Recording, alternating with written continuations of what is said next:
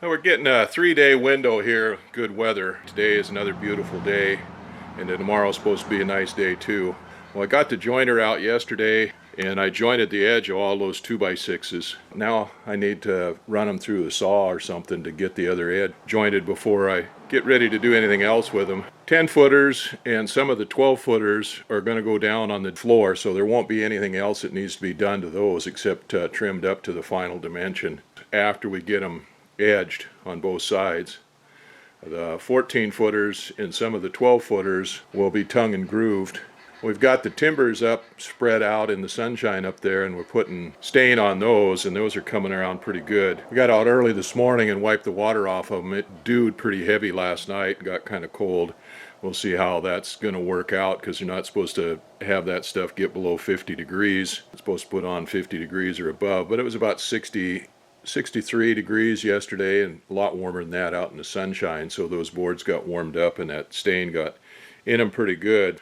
Well, right now I'm back to working on the table saw. I got the trunnion all cleaned up yesterday morning and put back together. So I'm working on the table now, the cast iron table, and the bottom side of it was pretty dirty, but it was just sawdust stuck on it and stuff. I've got it all cleaned up. I just got finished with it. Now I've turned it over onto the machined surface of it, the finished surface, the top working surface of it, and I'm starting to work it with a wire brush. It's got some pretty heavy rust on it and stuff, so I'll get that worked down and get the pits or get the rust off of it with that, and then we'll try to polish it up like I've done all those other surfaces for the joiner and the shaper.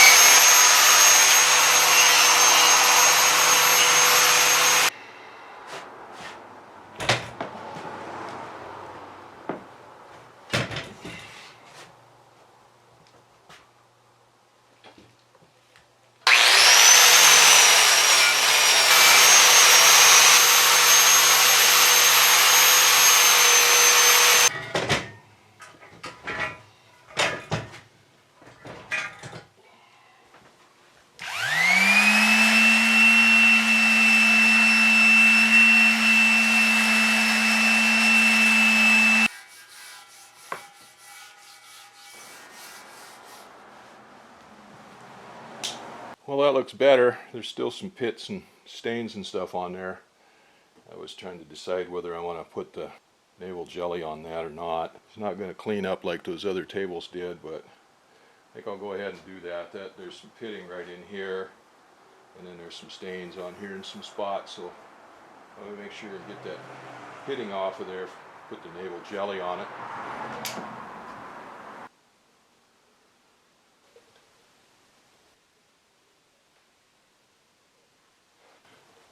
Alright, let that navel jelly work on there a little bit, get those pits cleaned out, and we'll polish that up a little bit more, and I can start putting it back together.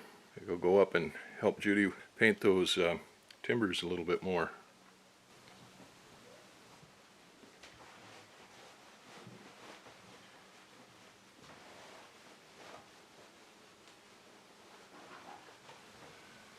Alright, that table is pretty well cleaned up now. I got that waxed. So now we'll turn it over here, try to figure out how this trunnion goes back on there. The trunnion goes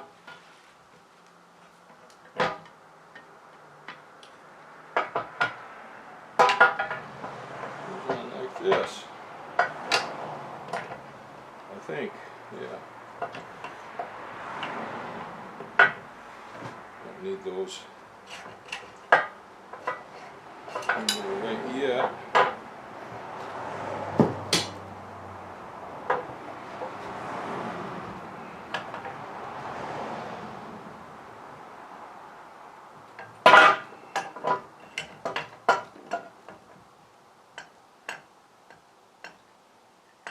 You get that groove. Can't see, the sun's too bright. Haven't said that in a long time. There we go.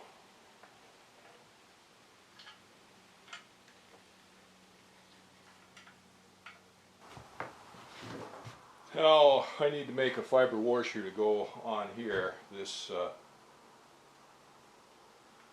cam adjusting thing. There's a fiber washer that goes in there between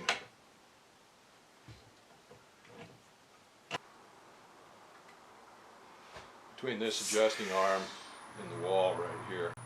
Well, I can tighten these bolts down, but I shouldn't tighten them all the way because this is how you adjust the blade tracking.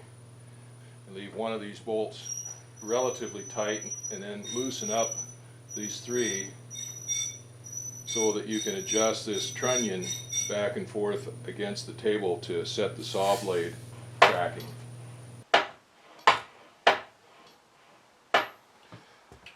Alright, so that trunnion works. This goes through, and then once you put a pin in here, it goes through the front of the cabinet. Put a pin in here and put the handle on, and that holds that. Alright, it called for a fiber washer here and one here in this rack in pinion. This is for the angle adjustment. I originally thought the fiber washer was for friction on that, to keep it from turning this thing or something. Then I realized that the fiber washers on there were for ease of turning, so it spins easy. So this shaft doesn't move back and forth this way, but it still is able to rotate. When I figured that out, then I thought I'd make a washer out of some UHMW. I thought I had some thin UHMW I could punch a hole in and then punch a washer out of that to stick in there. Well, I got to looking and I couldn't find what I was looking for, but I did find this Teflon. This is about 1/8 of an inch thick, and of course it's really slippery, so I punched a hole in it to fit over the shaft, put one on right here. Then this collar fits on this side here to keep this from moving back and forth when you screw it in and out. Make sure it moves the rack and not just the shaft back and forth. I've got a washer on this side and a washer on this side, and that really makes that move nice and smooth there now. And it keeps the pinion gear from moving back and forth in here. So we got one where the collar is and one in here with a pinion, and they go up against that Teflon washer. So this is a collar that fits on there. It's got a set screw on it to hold it tight.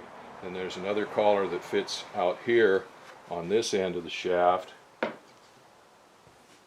goes into this. This piece here is the bushing or the cover that fits on the outside of the machine like that. So there's a collar, another collar that goes on the outside of this. It fits there. And then there's another pin, a roll pin, that goes in this hole here. And that's what the, let's see if we can get that, there we that hole right there. And that's what the handle engages in that hole right there. Then it has a nut, a hand nut actually, that fits on the outside here.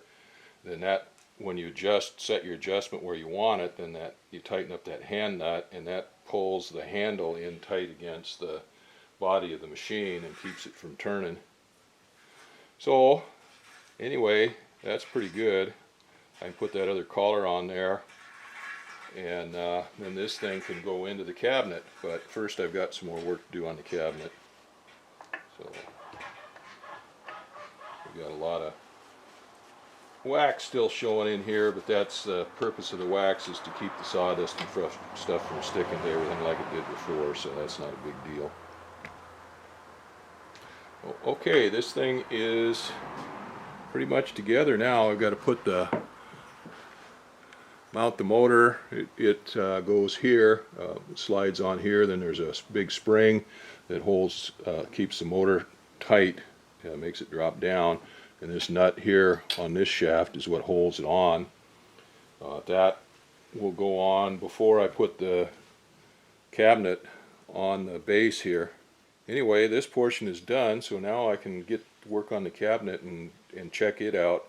There's a little bit of cleanup to do on the bottom of the cabinet there, probably. It's a little bit rusty where it's sitting on the floor. So anyway, this is done. I still have to adjust the tracking of the blade tracking. We'll have to do that once I can get it turned over and mounted in the cabinet and get a blade on it.